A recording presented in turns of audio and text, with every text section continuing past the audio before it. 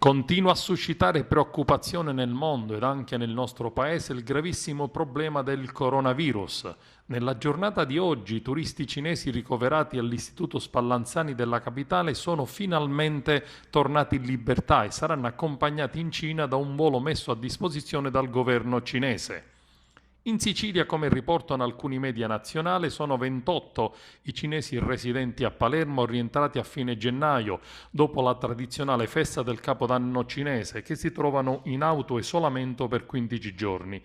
A confermare questa notizia il presidente dell'Associazione Cinesi d'Oltremare a Palermo, Wan Guangrong, che ha seguito le indicazioni volute dall'ambasciata cinese in Italia alle comunità del territorio italiano.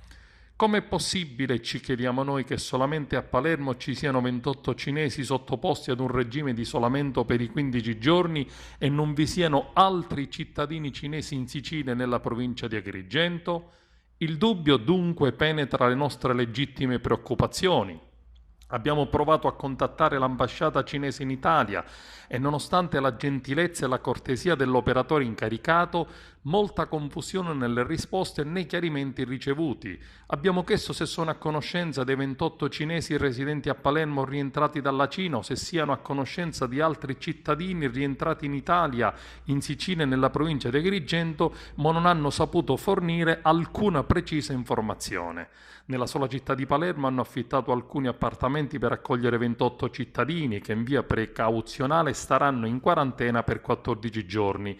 Il nostro compito è quello di rifornirli quotidianamente di tutto ciò che serve durante l'isolamento, ha detto il presidente dell'associazione. Facciamo questo con lo scopo di fare prevenzione contro il coronavirus.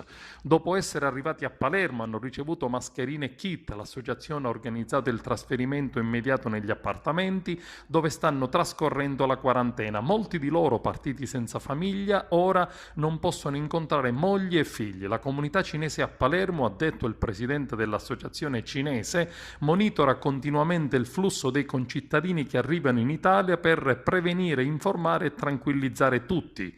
La direttiva del nostro governo è chiara. Le centrali del 118 dovranno attrezzarsi per il trasporto di eventuali casi sospetti attraverso ambulanze di biocontenimento, una procedura che si attiva solo per i pazienti che abbiano viaggiato negli ultimi 15 giorni nelle zone a rischio o siano stati a contatto con persone di rientro e che abbiano i sintomi della polmonite.